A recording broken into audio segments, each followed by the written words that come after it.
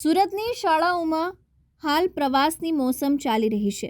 વિદ્યાર્થીઓમાં જ્ઞાનનો વધારો થાય તે હેતુથી શૈક્ષણિક પ્રવાસના આયોજનો થઈ રહ્યા છે।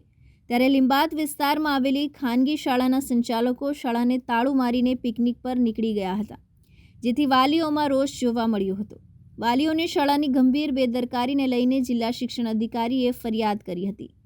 કોંગ્રેસના પૂર્વ કોર્પોરેટર અસલમ સાયકલવાલાએ સમગ્ર મુદ્દે જિલ્લા શિક્ષણ અધિકારીને ફરિયાદ કરી છે, જે અનુસાર લીંબાદ સ્થિત માઉન્ટ મેરી હાઈસ્કૂલની મનસ્વી રીતિ સામે કાયદાસરની નિયમ અનુસાર દાખલારૂપ કાર્યવાહી કરવા માંગ કરી છે। શાળામાં રજા અંગે માત્ર વોટ્સએપમાં જાણ કરવામાં આવી હતી, જેમાં શિક્ષકોનો પ્રવાસ હોવાથી શાળામાં રજા રાખવામાં આવી છે તેવી જાણ કરીને રજા રાખી દેવામાં આવી હતી। આ મનસ્વી નિર્ણય સામે કાર્યવાહી કરવાની માંગ કરવામાં આવી છે।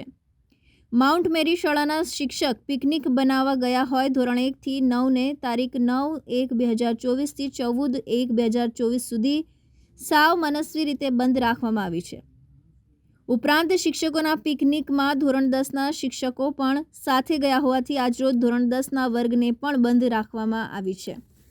આમ સદર શાળામાં અભ્યાસ કરતા આશરે 1500 વિદ્યાર્થીઓના શિક્ષણની કોઈપણ પ્રકારની ચિંતા કર્યા વગર શાળાના સંચાલકો દ્વારા શિક્ષકોના પિકનિક માટે ધોરણ 1 થી 10ના વર્ગો એક સપ્તાહ માટે બંધ કરવામાં આવ્યા હોય, સદર શાળાની તાત્કાલિક સ્થળ તપાસ કરી આ શાળાએ શિક્ષણમાં કરેલા ગંભીર બેદરકારી સામે ગુજરાત શિક્ષણ વિભાગના કાયદા મુજબ નિયમ અનુસાર દાખલારૂપ કાર્યવાહી કરવા માંગણી કરાઈ છે।